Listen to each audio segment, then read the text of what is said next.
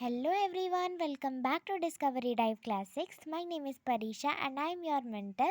Today we will study our topic a map and its components that belongs to our chapter 1 locating places on the earth of classic social science. जैसे कि आप सब जानते हैं social science हम शुरू कर चुके हैं और प्रीवियस वीडियो में हमने मैप का एक छोटा सा आइडिया ले लिया था एक इमेजिनरी स्मॉल सिटी के मैप से, है ना। अगर हम रिकॉल करें तो हमने पेज नंबर 8 और 7 पढ़ा था। साथ ही में जो स्टार्टिंग में आर्यभट्ट जी का एक थॉट गिवन था उसे भी हमने समझा था। तो अब हम क्या करेंगे, जो हमें एक थोड़ा सा आइडिया लग गया था अब उसको और डिटेल में उस आइडिया को समझेंगे इस टॉपिक के थ्रू। तो चलिए स्टार्ट करते हैं। उससे पहले अगर आपको किसी और सब्जेक्ट की कोई वीडियो चाहिए तो आप प्लेलिस्ट में जाके देख सकते हैं। From the simple example, we understand that map is a representation or a drawing of some area.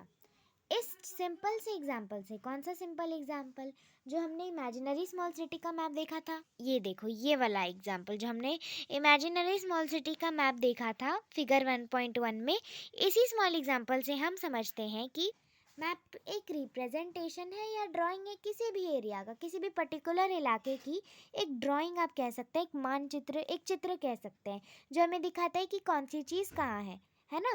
For example जैसे ये मैप है। अब क्या मैं आपको ये मैप दूंगी और बोलूँगी कि आप प्लीज़ मुझे बताइए हॉस्पिटल कहाँ है और नगर पंचायत कहाँ है, और मैं हॉस्पिटल से नगर पंचायत किन किन रास्तों से जा सकती हूँ। तो आप बोलोगे मैम ये देखो हॉस्पिटल ये है और नगर पंचायत ये साफ साफ लिखा है, हॉस्पिटल में प्लस का साइन होता है और नगर पंचायत ऊपर लिखा है, इधर एक फ्लैग बना हुआ है। तो और इससे अलग अलग वेज, अलग अलग रूट्स क्या होते हैं जिससे हम हॉस्पिटल से नगर पंचायत जा सकते हैं। तो दो रूट्स हैं, एक तो ये वाला रास्ता है और एक ये वाला रास्ता है ना। तो कितने सारे रास्ते हैं, दो रास्ते हैं, है ना। तो ये हमें कैसे पता चला, जब हमने मैप को देखा और मैप पे हम इजीली इसको नेविगेट कर पाए, तब हम समझ पाए कि हॉस्पिटल से नगर पंचायत किन वेज में जाया जाता है।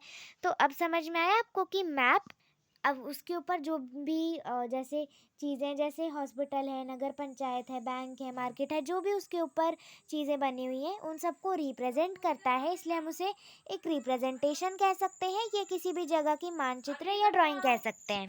अब ये मैप भी ना अलग अलग एरियाज़ के होते हैं, ज़रूरी नहीं है कि हमेशा किसी छोटे एरिया का ही हमें मैप मिले, ये अलग अलग एरियाज़ के हमें मैप मिल सकते हैं। जैसे यहाँ पे लिखा है it may be of a small area. ये मैप्स ना, ये नक्शे छोटे छोटे एरियाज़ के भी होते हैं, जैसे किसी विलेज या किसी टाउन का मैप, है ना। विलेज यानी किसी गांव का या फिर किसी शहर का भी मैप हो सकता है ना। अब अ बिगर एरिया से और डिस्ट्रिक्ट और स्टेट। अब जो स्मॉलर एरिया है जिसमें हम कवर कर सकते हैं एक विलेज या फिर एक टाउन, एक गांव का मैप ले सकते हैं या एक शहर का मैप ले सकते हैं। ऐसे ही स्मॉलर एरिया से थोड़े से ऊंचे लेवल पे अब हम आ गए, ठीक है। ये हम थे स्मॉलर लेवल में, अब हम थोड़े से बड़े एरिया में आ गए, मिडल ब्लॉक लेवल में आ गए हैं। तो हमें बेसिकली इससे थोड़े बड़े एरिया में हमें मिलती है डिस्ट्रिक्ट या स्टेट का मैप, ठीक है। ज़िले का मैप या पूरे राज्य का मैप। फॉर एग्जांपल ले लेते हैं, कोई भी स्टेट ले लेते हैं, चलो जम्मू कश्मीर ले लेते हैं, जम्मू एंड कश्मीर। तो जम्मू एंड कश्मीर कि अगर मैं कोई भी एक डिस्ट्रिक्ट बोल दूँ, जैसे कुपवारा है ना, तो या छोड़ो, इसे भी छोड़ो, किसी और इजी से एग्जांपल को लेते हैं, जैसे उत्तर प्रदेश है, ठीक है। उत्तर प्रदेश में है मतलब आगरा है हमारे पास, है ना। तो आगरा उसका ज़िला हो गया, उत्तर प्रदेश का ज़िला है। तो अगर मैं पूरे आगरा का एक मैप लूँगी तो वो बिगर एरिया के कैटेगरी में आएगा, और अगर मैं पूरी स्टेट, पूरे उत्तर प्रदेश का अगर मैप लूँगी तो वो आपका स्टेट में आ जाएगा बिगर एरिया के कैटेगरी में, ठीक है। और a very large area like India और इवन द होल वर्ल्ड। लेकिन ये जो बिगर एरिया है ना, जिसमें हम डिस्ट्रिक्ट या स्टेट, ज़िले या राज्य की बात कर रहे हैं, इससे भी बड़े बड़े एरियाज़ के मैप्स होते हैं, जैसे इंडिया का मैप, हमारे प्यारे भारत का मैप, जिसमें हमारी कंट्री में सारी सारी स्टेट्स बनी हुई हैं, ऐसा मैप हो सकता है। या किसी और कंट्री का भी मैप हो सकता है, पाकिस्तान, भूटान, अफ़गानिस्तान, अमेरिका, किसी और कंट्री का भी मैप हो सकता है, ठीक है। सबसे लार्ज एरिया की अगर बात कर रहे हैं, या फिर पूरी दुनिया का भी एक मैप होता है जिसे वर्ल्ड मैप कहते हैं। In a map, you look at the surface as if you are viewing it from the top. और मैप में आप सरफेस को कैसे देखते हो, जो नीचे रोड्स वगैरह बनी है, ऊपर जो छोटी छोटी बिल्डिंग्स वगैरह बनी है, उन्हें आप कैसे देखते हो, जैसे आप उसे बहुत ऊपर से, बहुत टॉप से देख रहे हो। बहुत टॉप से इन द सेंस, जैसे फॉर एग्जांपल आप में से बहुत लोग कभी ना कभी तो हेलीकॉप्टर या आप एरोप्लेन में तो बैठे ही होंगे, है ना। तो एरोप्लेन में जब आप बैठते हो तो आप क्या ऑब्जर्व करते हो, जैसे जैसे आप जैसे जैसे आप ऊपर जाते हो वैसे वैसे जो नीचे आपको लैंडमार्क्स वगैरह दिख रहे हैं वो छोटे छोटे होते जाते हैं। तो वैसे ही मैप में भी जैसे हम छोटी छोटी बिल्डिंग्स हो जाती है ना, बहुत छोटे छोटे लैंडमार्क्स हो जाते हैं, जैसे हम बहुत हाइट से उन्हें देखते हैं, ऐसे ही मैप में भी जितने इतने ही छोटे छोटे आइकन्स, इतनी ही छोटी छोटी बिल्डिंग्स बनी होती हैं। अब आप सोचोगे मैम ऐसा क्यों है, छोटी छोटी बिल्डिंग्स, छोटे छोटे लैंडमार्क्स क्यों है, बड़े बड़े क्यों नहीं बना सकते मैप में। तो ऐसा इसलिए है, ये मतलब इस पर्टिकुलर टर्म में हम डिस्टेंस का यूज़ करते हैं, क्योंकि देखो फॉर एग्जांपल अगर आपको 1 किलोमीटर की रोड बनानी है मैप में तो आप कैसे बनाओगे, छोटे से तो पेजेस होते हैं उनमें तो आप नहीं बना सकते 1 किलोमीटर की रोड। और अगर आपने उसके लिए बड़े पेजेस का इंतज़ाम कर भी लिया तो आप सिर्फ रोड ही बनाओगे क्या, क्योंकि बड़े बड़े पेजेस में आप सिर्फ 1 किलोमीटर की रोड ही बनाओगे तो बाकी चीज़ें, बाकी लैंडमार्क्स कहाँ बनाओगे। ये प्रॉब्लम आती है, इसीलिए हम लोग छोटे छोटे एक तरह से एक स्केल लेके चलते हैं, जैसे इसी 1 किलोमीटर को मैं 1 सेंटीमीटर से रिप्रेजेंट कर सकती हूँ या 2 सेंटीमीटर से रिप्रेजेंट कर सकती हूँ। तो इस तरह से मैप में हर एक चीज़ बहुत छोटी छोटी बनी होती है, जैसे हम उसे बहुत टॉप से देख रहे हैं, तो ये डेफिनेशन बहुत इंपॉर्टेंट है। अब एक एटलस क्या होता है, an atlas is a book or collection of maps. ये भी आपसे पूछा जा सकता है कि एटलस क्या होता है, क्योंकि मैप्स का ही इससे एक तरह से एक रिलेशन है। तो एटलस इन्हीं मैप्स की, इन्हीं नक्शों की, जो हम कहते हैं ना, जो किसी पर्टिकुलर एरिया को रिप्रेजेंट करती है या फिर उनका एक तरह से चित्र है कि कौन सी जगह कहाँ पे है, वो हमें बताते हैं और नेविगेशन में भी काम आते हैं। तो इन्हीं मैप्स का एक कलेक्शन, इन्हीं मैप्स का एक बंडल या इनकी बुक, एक किताब जो कि मैप्स पे आधारित है, अलग अलग तरह के मैप्स बने हैं, चाहे स्टेट का हो, डिस्ट्रिक्ट का हो, स्टेट का हो, अलग अलग मैप्स उसमें रहते हैं। तो इसी कलेक्शन या बुक मैप्स के इन कलेक्शन को एटलस कहते हैं। As you will discover, there are several kinds of maps. और जैसे जैसे आप आगे आगे पढ़ोगे, आगे आगे एक्सप्लोर करोगे, आपको ये पता चलेगा कि मैप्स के भी अलग अलग टाइप्स होते हैं। सिर्फ यही नहीं है कि किसी भी जगह का हमें मैप दे दो, हमें बस मैप चाहिए, नहीं, ऐसा नहीं है। अलग अलग मैप्स भी हो सकते हैं, जैसे कुछ नेचुरल मैप्स, मतलब नेचुरल एरियाज़ को रिप्रेजेंट करने वाले जो नेचर से रिलेटेड हैं, जैसे ओशियंस या रिवर्स दिखाने वाले। कुछ होते हैं जो कि सिर्फ बाउंड्रीज दिखाते हैं, जैसे हम पॉलिटिकल मैप्स यूज़ करते हैं ना, तो उसमें हम देखते हैं कि इंडिया में जो अलग अलग स्टेट्स हैं उनके बीच की बाउंड्रीज हम देखते हैं, तो इन बाउंड्रीज़ की हमें डिटेल्स का आइडिया मिलता है।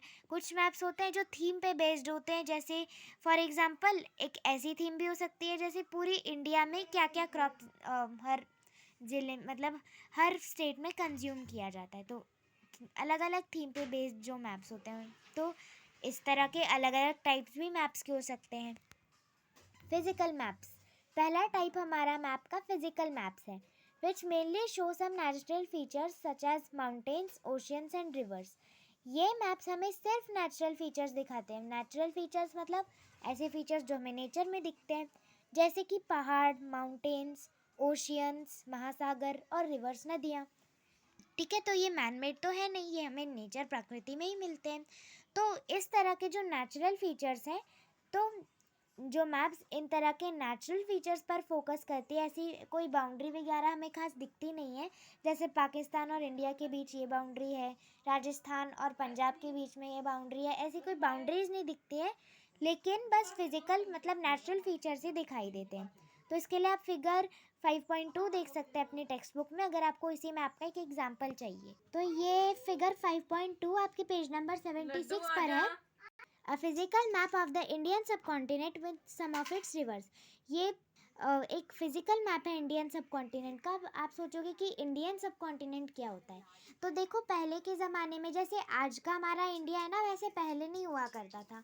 अभी जैसे अलग अलग कंट्रीज़ हो गई हैं, इंडिया अलग, पाकिस्तान अलग, भूटान अलग, नेपाल अलग, पहले ऐसा नहीं था।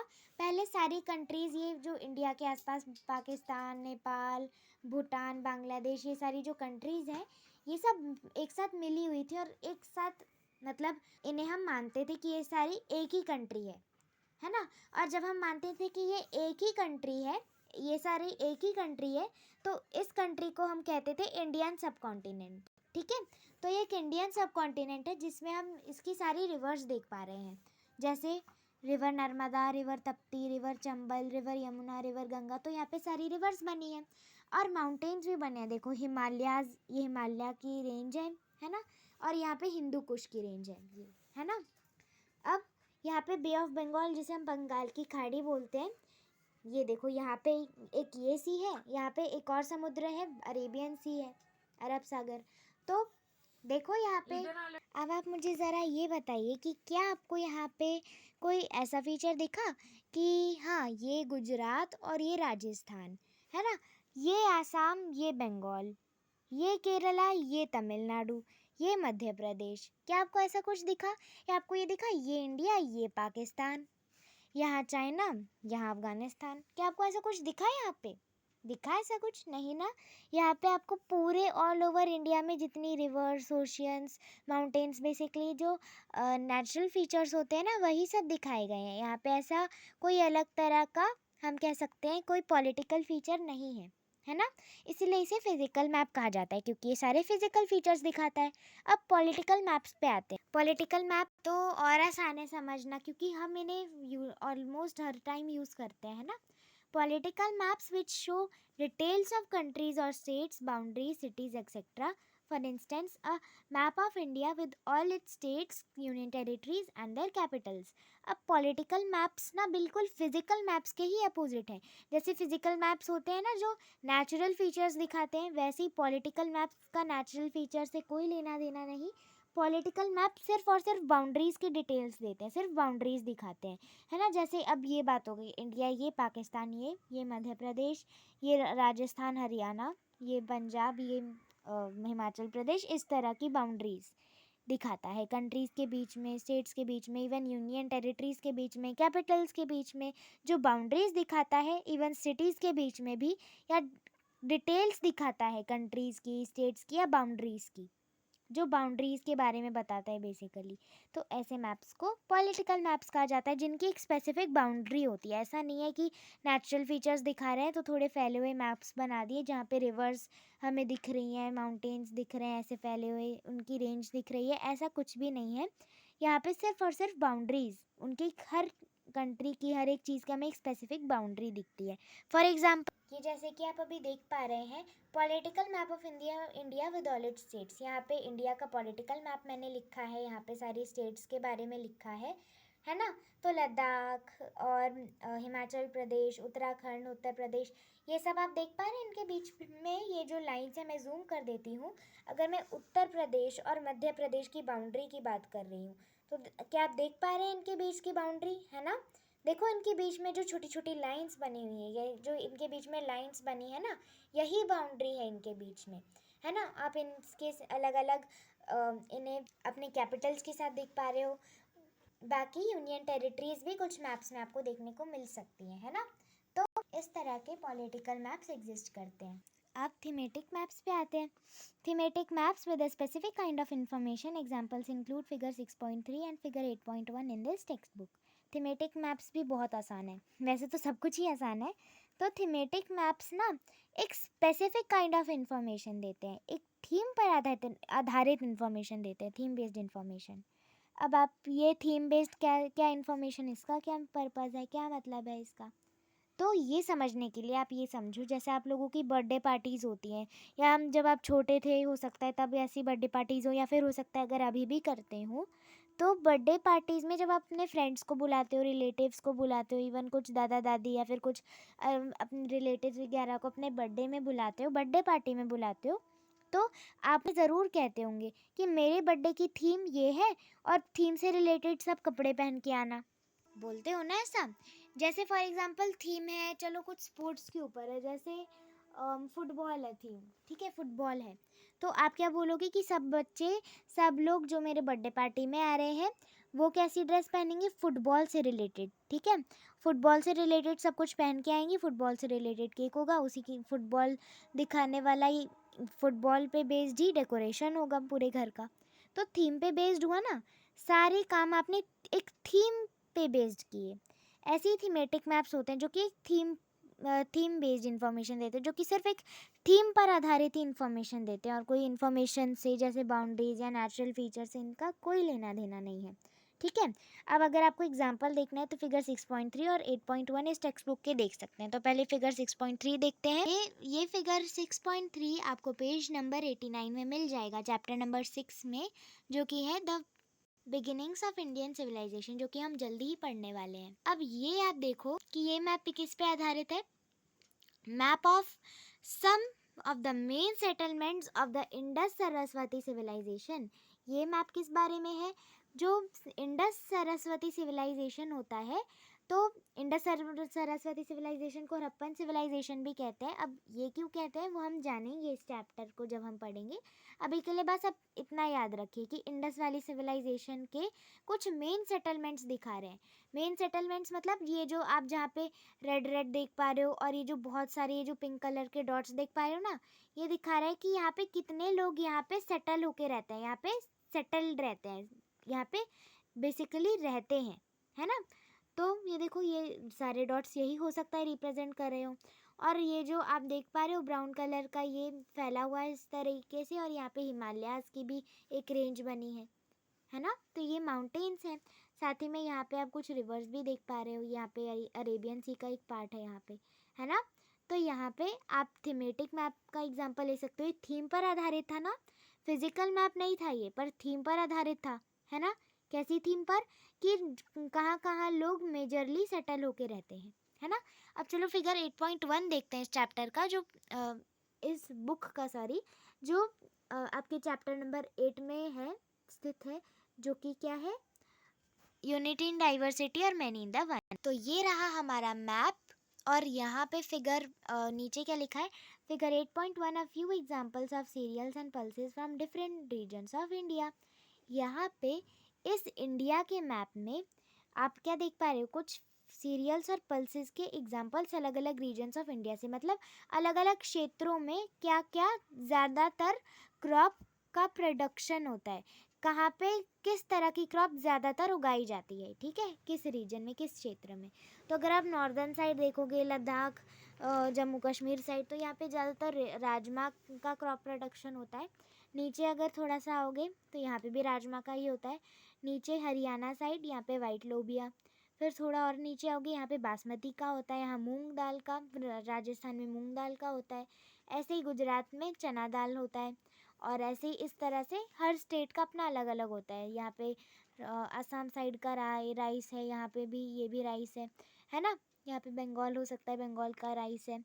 और पिजन पी, यहाँ पे पिजन पी है, यहाँ पे जवार है, मिलेट है, कोलम राइस यहाँ तमिलनाडु साइड में, यहाँ सोना मासूरी पोनी राइस यहाँ केरला साइड में। तो कितने अलग अलग क्रॉप प्रोडक्शन है ना। हर रीजन के अपने अलग अलग क्रॉप प्रोडक्शंस हैं। तो ये मैप किस पे बेस्ड था, हर जगह में, हर क्षेत्र में किस तरह की क्रॉप ज़्यादातर उगाई जाती है, ज़्यादातर क्रॉप कौन सा प्रोड्यूस किया जा रहा है, उसे क्रॉप प्रोडक्शन कहते हैं। तो अब हमने एग्जाम्पल्स देख ही लिए, है ना। In addition, there are three important components of maps. Additionally अगर बात करें तो मैप के टाइप्स देख लिए, एटलस देख लिया क्या है, और मैप क्या होता है वो भी समझ लिया। अब हमें इम्पॉर्टेंट कंपोनेंट समझने हैं मैप के, जो मैप्स को और स्पेशल बनाते हैं यूज़ करने के लिए और नेविगेशन में और आसानी करते हैं। ठीक है, जैसे कि हमारी हेडिंग है a map and it's components. तो मैप की कंपोनेंट्स भी तो जानना है, खाली मैप को ही तो थोड़ी ना जानोगे। तो distance, directions and symbols. Maps के 3 कंपोनेंट्स होते हैं, डिस्टेंस, डायरेक्शंस एंड सिंबल्स। याद रखो, ये बहुत ज़रूरी है, यहाँ से क्वेश्चन पक्का आएगा, मुझे ऐसा लगता है। अब हमने अभी अभी क्या देखा था, कंपोनेंट्स ऑफ मैप्स देखे थे। कंपोनेंट्स ऑफ मैप्स ना आपके लिए जानना बहुत ज़रूरी है, बट आपकी बुक में भी गिवन है, वो भी हम पढ़ेंगे। पहले मैं आपको अच्छे से समझा देती हूँ ताकि जो बुक में गिवन है वो हम इजीली समझ सके बाद में। तो मैप के क्या क्या कंपोनेंट्स होते हैं, डिस्टेंस होता है एक तो डिस्टेंस है, जिसके बारे में पहले भी बता दिया मैंने आपको, कोई बात नहीं, हम इसे और अच्छे से समझेंगे अभी फ़िलहाल, है ना। तो मैप की बात हो रही है, इसको इस तरह से कर देते हैं। और मैप में और क्या होता है, डायरेक्शंस होते हैं, डिस्टेंस, डायरेक्शंस होते हैं डिस्टेंस के बाद। और कौन सा कंपोनेंट हमने देखा, डायरेक्शंस के बाद सिंबल्स, सिंबल्स भी कंपोनेंट है मैप का, बहुत इंपॉर्टेंट, सिंबल्स, ठीक है। तो ये सारे कंपोनेंट्स होते हैं मैप्स के। सबसे पहले डिस्टेंस की बात करते हैं। अब डिस्टेंस में मैंने आपसे बोला कि मुझे आपको एक पेपर में, इतना सा आपके पास पेपर है और इस पेपर में आपको 1 किलोमीटर की रोड बनानी है, ठीक है, 1 किलोमीटर की रोड बनानी है या फिर कोई और चीज़ इवन बनानी है। तो अगर मैंने आपको बोला कि 1 किलोमीटर की रोड बनाओ इतने से पेपर पे, तो क्या आप इस 1 किलोमीटर की रोड को इतने से पेपर पे फिट कर सकते हो? नहीं कर सकते ना। कितना होता है 1 किलोमीटर, कितना ज़्यादा होता है, कितना ज़्यादा होता है ना। तो इतने बड़े डिस्टेंस को हम कैसे दिखाएंगे एक छोटे से पेपर में, है ना। तो हम क्या करते हैं, इतना बड़ा बड़ा बनाने से जगह, इसकी जगह हम क्या करते हैं, एक छोटा साइज़ ले लेते हैं, ठीक है। हम एक छोटा साइज़ ले लेते हैं जिससे हम एक बड़े साइज़ को रिप्रेजेंट कर रहे हैं। जैसे 1 किलोमीटर को दिखाने के लिए मैं ले सकती हूँ 1 सेंटीमीटर, ठीक है। मैं क्या करूँगी, 1 सेंटीमीटर की यहाँ पे रोड बना दूँगी और यहाँ पे स्केल लिख दूँगी नीचे, यहाँ पे मैं नीचे स्केल लिख दूँगी, 1 centimetre is equal to 1 kilometre, है ना। अब स्केल क्या है, स्केल होती है एक यूनिट जो हम लेते हैं एक्चुअल डिस्टेंस की जगह। अगर एक्चुअल डिस्टेंस बहुत ज़्यादा है और हम उसे शॉर्ट में दिखाना चाहते हैं, जैसे 1 सेंटीमीटर में मैंने दिखाया, तो ये 1 centimetre is equal to 1 kilometre, ये आपकी स्केल हो गई, ठीक है। ये होती है स्केल। अब समझ में आया आपको डिस्टेंस का कि क्यों डिस्टेंस इंपॉर्टेंट है और क्यों हम छोटा छोटा करके ज़्यादातर रोड्स दिखाते हैं, है ना। क्योंकि बहुत ज़्यादा बहुत ज़्यादा हमें बहुत सारी चीज़ें दी होती हैं और बहुत बड़ी बड़े साइज़ में होती हैं, तो इतने बड़े साइज़ में बनाना इवन पॉसिबल भी नहीं होता है। इसलिए हम इसे एक छोटी सी लिमिट में रखते हैं और एक छोटा साइज़ प्रेफर करते हैं इन्हें रिप्रेजेंट करने के लिए, जिसे स्केल कहते हैं। अब इस यूनिट को स्केल कहते हैं। अब हम देखेंगे डायरेक्शन। तो डायरेक्शंस को यहाँ समझते हैं, चलिए।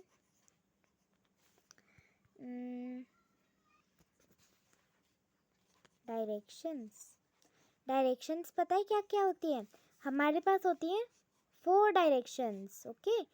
हमारे पास पहले तो, सबसे पहले वैसे तो 8 होती है, अभी 8 आपको बुक में भी गिवन है। पहले 4 डायरेक्शन समझते हैं।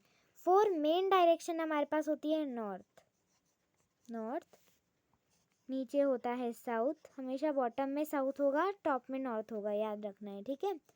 राइट साइड में ईस्ट होता है और लेफ्ट साइड में वेस्ट होता है, हमेशा ये आपको याद रखने की ज़रूरत है, ठीक है। ये हो गई हमारी 4 डायरेक्शंस। ऊपर होता है नॉर्थ, नीचे बॉटम साइड होता है साउथ, राइट साइड होता है ईस्ट और लेफ्ट साइड होता है वेस्ट, ठीक है। तो ये जो 4 मेन डायरेक्शंस हो जो हमने अभी रीड की ना, नॉर्थ, साउथ, ईस्ट, वेस्ट, ये सारी होती हैं कार्डिनल डायरेक्शंस। इनको हम कहते हैं कार्डिनल डायरेक्शंस कहते हैं। इन्हें हम कार्डिनल डायरेक्शंस भी कह सकते हैं या कार्डिनल पॉइंट्स भी कह सकते हैं। जो ये नॉर्थ, साउथ, ईस्ट, वेस्ट हैं, इन्हें हम कार्डिनल डायरेक्शंस कहते हैं या कार्डिनल पॉइंट्स भी कह सकते हैं। अब कार्डिनल का क्यों यूज़ हो रहा है, कार्डिनल वर्ड का, तो इस वर्ड का कार्डिनल का यूज़ इसलिए हो रहा है क्योंकि आगे चल के अभी हम जो डायरेक्शंस पढ़ेंगे ना, वो north, east, south, west, basically यहाँ पे जितने भी डायरेक्शंस गिवन है, इन्हीं से मिलकर बनेंगी जो आने वाली हमारी डायरेक्शंस होंगी। इसीलिए इन्हें कार्डिनल डायरेक्शंस कहा जाता है, ठीक है। तो 4 मेन कार्डिनल डायरेक्शंस आपकी होती हैं north top, south on the bottom, east on the right, west on the left. Clear. अब हम देखते हैं इंटरमीडिएट डायरेक्शंस के बारे में, जो कि किससे बनती है, जो हमारी जूम कर लेते हैं, हाँ, ऐसी डायरेक्शंस जो हमारी कार्डिनल डायरेक्शन से बनती हैं, ठीक है। तो अब हम देखेंगे क्या,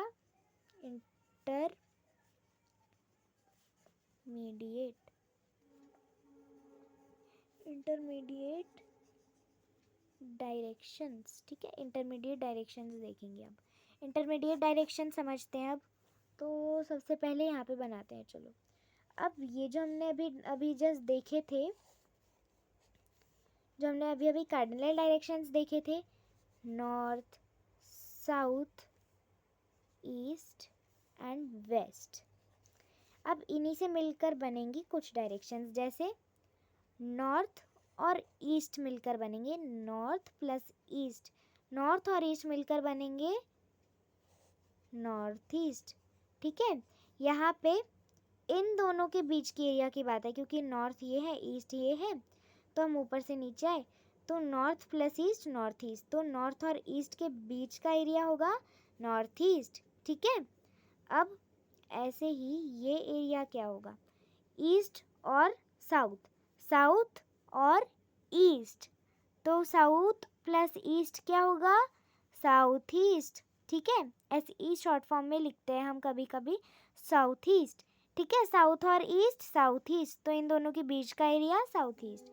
अब north west, north plus west north west, अब नॉर्थ और वेस्ट के बीच का एरिया क्या होगा, नॉर्थ वेस्ट होगा, है ना, NW नॉर्थ वेस्ट। अच्छा, ये रह गया साउथ वेस्ट वाला, है ना। तो साउथ ये इधर है बॉटम साइड, वेस्ट है लेफ्ट साइड। तो अगर मैं बात करूँगी इन दोनों के बीच की एरिया की, मतलब ईस्ट साउथ और वेस्ट के बीच की एरिया की, तो ये है हमारा साउथ वेस्ट, है ना। तो ये होते हैं इंटरमीडिएट डायरेक्शंस, ऐसे डायरेक्शंस जो कार्डिनल डायरेक्शंस के मिलने से बनते हैं, जैसे नॉर्थ ईस्ट, साउथ वेस्ट और नॉर्थ वेस्ट, इन्हें कहते हैं, क्या कहते हैं इन्हें हम, इंटरमीडिएट डायरेक्शंस। ठीक है, अब नहीं करते हैं जूम, अब वापस नॉर्मल कर देते हैं, इन्हें कहते हैं इंटरमीडिएट डायरेक्शंस। ठीक है, क्लियर है सब। अब देखते हैं सिंबल्स क्या है। अब अच्छा ये बात बताओ, हम इतनी बड़ी बड़ी बिल्डिंग्स देखते हैं, ये तो बहुत छोटी बना रही हूँ फिलहाल, बहुत बड़ी बड़ी बिल्डिंग्स हम देखते हैं अपने आसपास, कभी कभार बहुत बड़ी बड़ी बिल्डिंग्स होती हैं, और अगर मैं इन्हीं बहुत बड़ी बड़ी बिल्डिंग्स को बनाने के लिए आपको दे दूँ तो क्या आप बना पाओगे रियल में, नहीं ना। वही केस हो गया जैसा हमने डिस्टेंस में देखा था। ठीक है, तो इतनी बड़ी बड़ी बिल्डिंग्स दिखाने की जगह हम छोटे छोटे साइज में दिखा सकते हैं, तो इससे प्रिसाइज लोकेशन दिखेगी ना, और हम मतलब छोटी सी हम उसमें जगह लेंगे, हाँ, साथ में हम सारे लैंडमार्क्स ड्रॉ कर पाएंगे, और ऊपर से समझ में भी आ रहा है, हम ऐसे सिंबल्स का यूज़ कर सकते हैं, ऐसे इनिशिएटिव, ऐसे क्रिएटिव सिंबल्स का यूज़ किया जा सकता, जैसा डिस्टेंस में हमने देखा था। अगर आपने छोटे से पेपर में बना दिया, इतनी बड़ी बिल्डिंग्स बना दी, वो तो पॉसिबल है नहीं। अगर आपने इसके लिए बहुत बड़ा साइज़ का पेपर ले लिया तो उस पर भी पॉसिबल नहीं है, क्योंकि अगर आप बिल्डिंग्स को बनाओगे, बिल्डिंग्स बनाने लग जाओगे, तो बिल्डिंग बनाने के लिए पूरा पेज वेस्ट करोगे क्या, बाकी के भी तो लैंडमार्क्स होते हैं, जैसे कोई रिवर हो सकता है या फिर कोई और चीज़ भी हो सकती है, तो वो आप कहाँ बनाओगे, फिर दिक्कत आएगी ना। इसीलिए हम यूज़ करते हैं सिंबल्स का, इसमें कलर्स वगैरह का यूज़ किया जाता है जिससे मैप्स समझ में आने लगे। ठीक है, जिससे कि मैप्स को समझना और ईजी और प्रोडक्टिव हो पाए।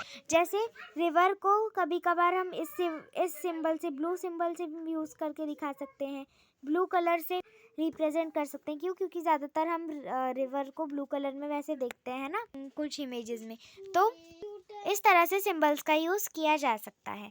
तो इसी के साथ साथ ये वीडियो एंड होती है, जहाँ पे बस हमने यही पेज अच्छे से समझ लिया है, जिसमें मैप और उसके कंपोनेंट्स के बारे में मैंने आपको बताया, क्योंकि ये बहुत इंपॉर्टेंट था आपके लिए समझना, इसलिए हमने इसको डिटेल में आज समझा। और इसके बाद जो हमें गिवन होगा डिस्टेंस, डायरेक्शंस और सिंबल्स के बारे में, वो हम नेक्स्ट वीडियो में देखेंगे, और इसके लिए मैंने 3 पार्ट्स बनाए हैं। पार्ट 1 में हमने ये सब कवर किया, पार्ट 2 में नेक्स्ट वीडियो हम इन डिस्टेंस, डायरेक्शंस और सिंबल्स का एक और पार्ट पढ़ लेंगे। Thank you so much.